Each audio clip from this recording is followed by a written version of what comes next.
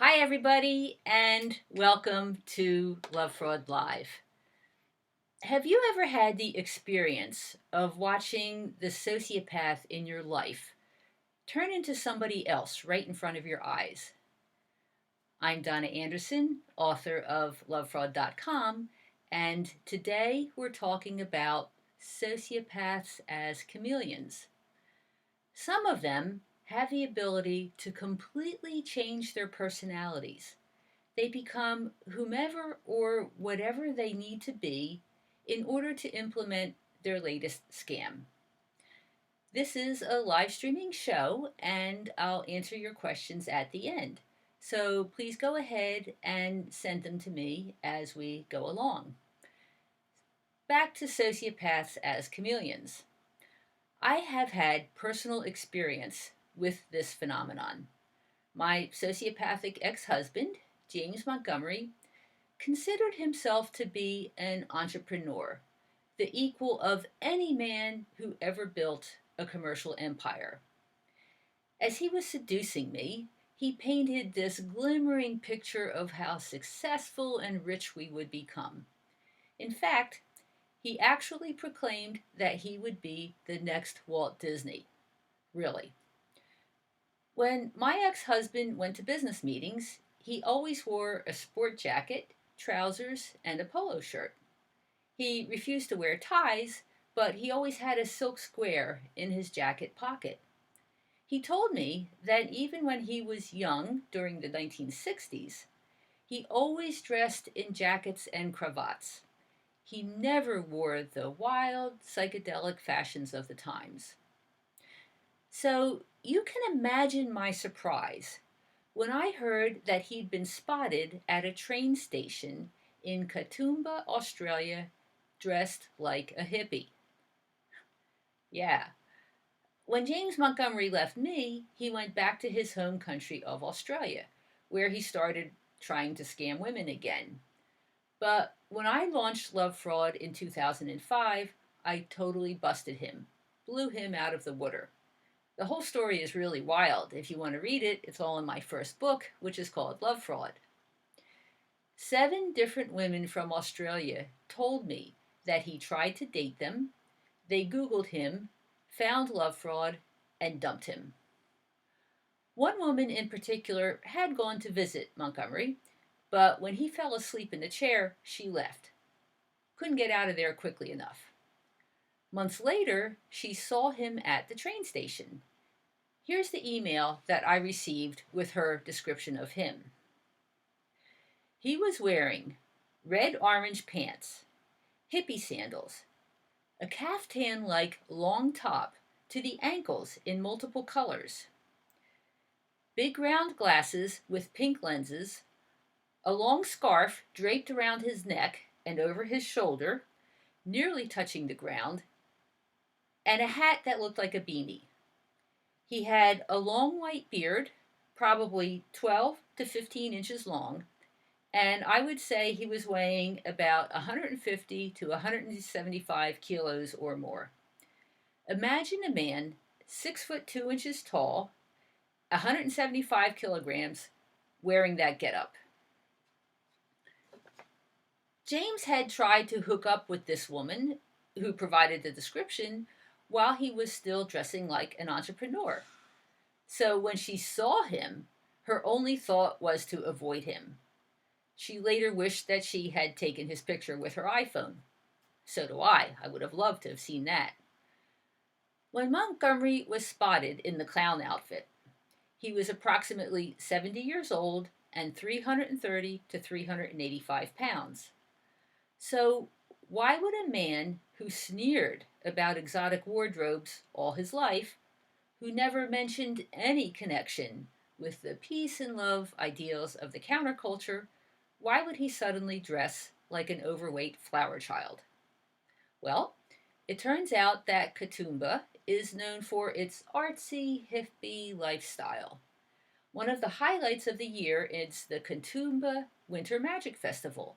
Think Harry Potter meets the Mummers Parade. I assure you, Montgomery had no interest in that type of event when I knew him.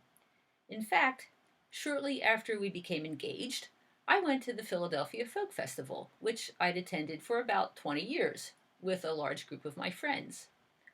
Although quite a few potheads in tie-dyed shirts were roaming around the campground, it was nothing like the Katoomba Festival. Still, Montgomery refused to go with me. What had changed? Why was he now wearing round glasses with pink lenses? Necessity. It turns out that there are several hippie communes around Katoomba. I assumed that they were cheap places to live, and Montgomery, who promised me that we would be living in the lap of luxury, he was now surviving on a paltry pension. He was probably living in one of the communes because it was all he could afford. If James Montgomery were going to live in Katoomba, he needed to blend in. So he reinvented himself as a hippie. How is this possible? How do you change from a globe-trotting entrepreneur to a hippie in a flowing caftan? Well, for sociopaths, it's as simple as changing clothes. Why? Because they are empty inside. Sociopaths do not have character. They do not have deeply held convictions or beliefs. They do not have roots in their communities or ties with their families. They are shells of human beings with no substance. This is why they can walk away from any relationship, even marriages of 20 or 30 years, without a backward glance. Their only concern is what they can get from a person in the present moment. If their partner is no longer a useful source of supply, of money, support, connections, whatever, they see no reason to hang around. This is the devalue and discard routine. You may have observed the incredible lack of response when someone close to the sociopath or close to you passes away. A sociopath may appear to be grief-stricken, but if you look closely, you see that it's all an act, just for show. Or the sociopath may not even bother saying something to you like, "They're gone, get over it." Sociopaths do not have the ability to form deep connections with any person, place, or ideal outside of themselves. There is no core. Instead, sociopaths live from exploit to exploit. When their circumstances change, they adapt. If one business idea fails, they blame someone else for the problems and come up with a new one. If one romantic partner dumps them, they already have a replacement lined up. Sometimes they're not even fazed by getting busted and going to prison. It's just a new place where they can run their con games. You may have had the unnerving experience of the sociopath proclaiming to be head over heels in love with you, and then turning around and doing something so awful to intentionally hurt you. Or you may have kicked the person out, and then he or she pleaded and groveled to come back, and when you let the person back into your life, the bad behavior started right up again. How can sociopaths do this? They can do it because there is nothing inside of them. They are empty. For those of us who can love and who can make lasting connections, it may be difficult to imagine the shallowness of this existence. So let me give you a visual. Just think of them as life-sized cardboard cutouts of human beings, because in reality, that's what they are. Okay, let's see what kind of questions we have today. Okay, so Moon Blue, that's a cute name. Moon Blue says, "Why do sociopaths get bored with people? I thought it was a love bomb, devalue, discard phase." Boredom is actually one of the characteristics of the disorder. I'm not sure that there is really a reason It's part of the disorder. I mean, the opposite of that is also that they need a lot of stimulation. They're always looking for excitement, and when they don't get the excitement, they get bored very quickly. So it's just one of the traits. If you looked at a description of what, especially someone with psychopathy, someone who is a psychopath, those and the antisocials, boredom is just part of what they are. And it doesn't necessarily only mean boredom with people. They get bored with jobs, they get bored with locations, they get bored with their car, they get bored with their hobbies. It's just part of the disorder. So it's one of those things that if you see someone who is like quickly getting bored, it's probably one of those red flags that you want to pay attention to. Okay. They pretend to care so much, especially in sales. Yeah, sociopaths can really pour it on in all kinds of situations. I mean, obviously, they do it in romantic relationships, but anytime they're trying to seduce somebody, and in a way, any sales situation is a seduction situation. You're trying to convince somebody to buy something. So this is what they do, and they put on the act. They think how wonderful, and they're really concerned about you and your needs, at least until they close the deal, and then after that they may not bother to try anymore. Okay. Oh, so Moon also says, I thought this is in reference to the boredom. I thought it was a love bomb, devalue, and discard phase. Um, Yeah, you could say that. It's part of it, because that's one of the reasons why a sociopath may decide that you're not useful anymore. Perhaps they have exploited you for all that you have, or you no longer have a use to them, or yes, they could just get bored, and once they're bored, it's like forget it. They're just moving on. Okay, okay. Mary says, Donna, how long did it take you to realize something wasn't right? Um, Actually, not long.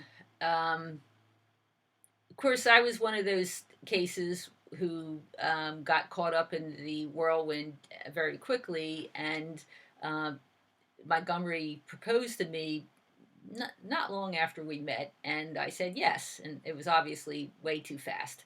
But and it wasn't that long after that where he started asking me for money. But the thing was that he never asked for money for himself. He always presented it as I was investing in our future together, and his businesses would be so successful, and I was investing in my portfolio, and I would make a lot of money, and he wanted to make sure that I was taken care of. And this went on and on and on. And but it was only actually a few months into it that I found myself having given him like all kinds of money, and I was starting to freak out about it. But he would alternate between being reassuring and telling me how much he loved me, or accusing me of not believing in him.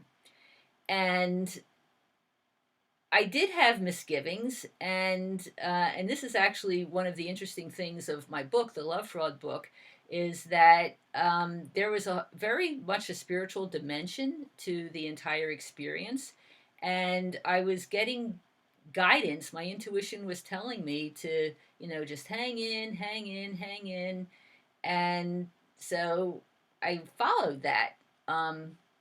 Because it turned out that there was a big lesson in the whole experience for me. Now, I'm not saying that I would recommend this lesson for other people. I mean, it was pretty painful, but I can say that because of the collapse that I experienced after I found out what was really going on, it allowed a lot of my internal defenses to collapse, because that was actually what was keeping me from being able to connect with other people. And after that happened, I was able to rebuild myself and find the love that I always wanted. So it's kind of an unusual situation, or maybe not, because I've heard from other people too how after the trauma and the experience of it, how they were able to rebuild their lives and have it come out better than ever. But I do tell the whole story in the book. If you want to take a look at it, it reads like a cross between a spiritual journey and a true crime story. So it's available on Love Fraud and Amazon if you're interested. So let's see if there's any other questions. Okay, so Moon Blue has another question. Can an empath be a sociopath, or is empathy an act? One of the key characteristics of a sociopath, especially someone with antisocial, narcissistic, or psychopathic personality disorders, is a lack of empathy. I mean, by definition, they do not have empathy. So it's not possible for someone who is an empath, who has lots and lots and lots of empathy. I mean, so much empathy that they pick up the vibes of, people around them just by walking by. It's not possible for an empath to be a sociopath. So if that's what you're seeing, then I would say that if the sociopath is claiming this, then it's an act. And it is quite possible for sociopaths to put on really good acts. I mean, this is what they do. They are tremendous actors and actresses. So, yeah, I mean, it's not possible for a sociopath to also be an empath. So something's wrong there.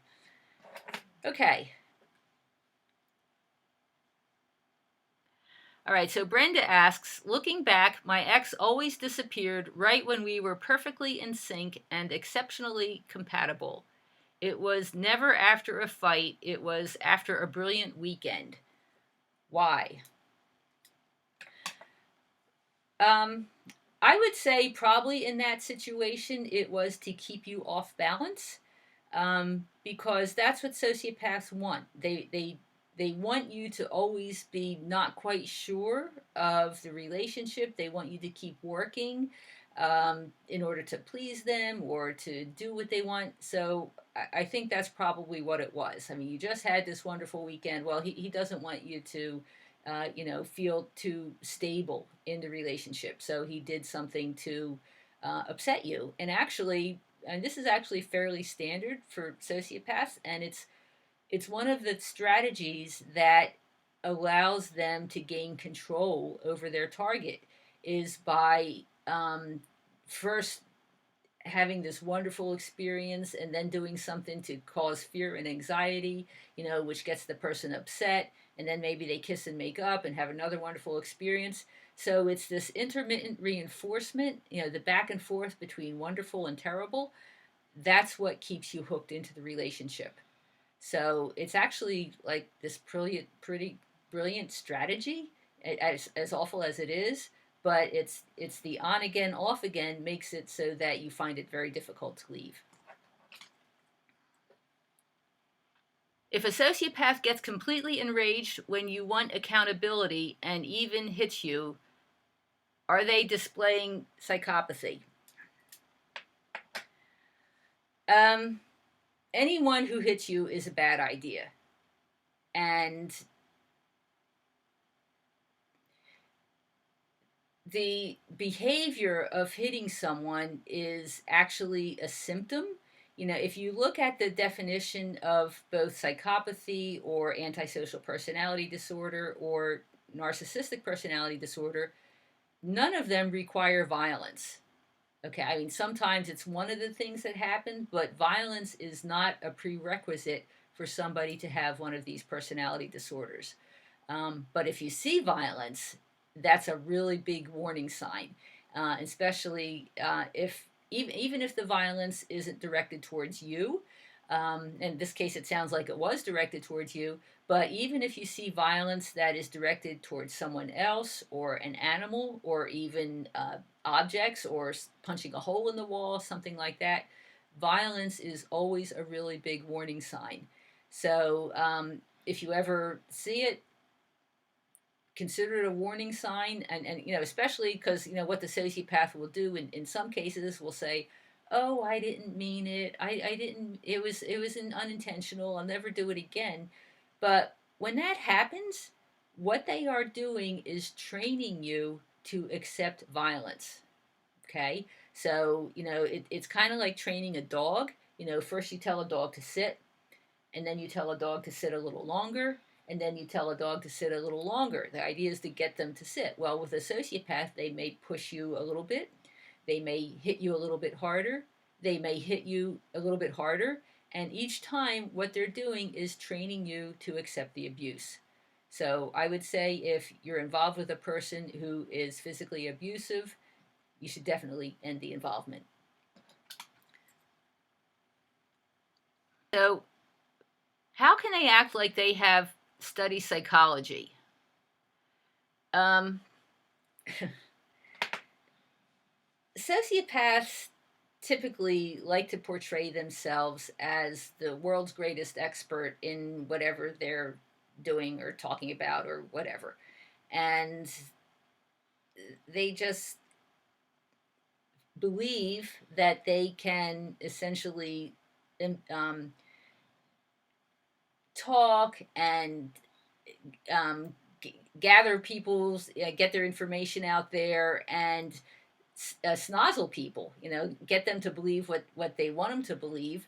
And unfortunately, sometimes they can. And they've had a lot of experience with lying and exaggerating their stories, and they speak with such confidence. And so, when somebody's speaking to you with confidence, you tend to think, well, they must know what they're talking about, even if they don't. So it's just another one of the tactics of sociopaths, is to be able to act like they have all kinds of knowledge about a particular field when they're just winging it. And because they say these things, with such confidence, and they know that they're right, people tend to believe them when they're faking it. Okay, so that seems to be all of the questions for today. Thank you so much, and we'll be back here next week, next Tuesday at 8 o'clock for Lovefraud Live. Talk to you later.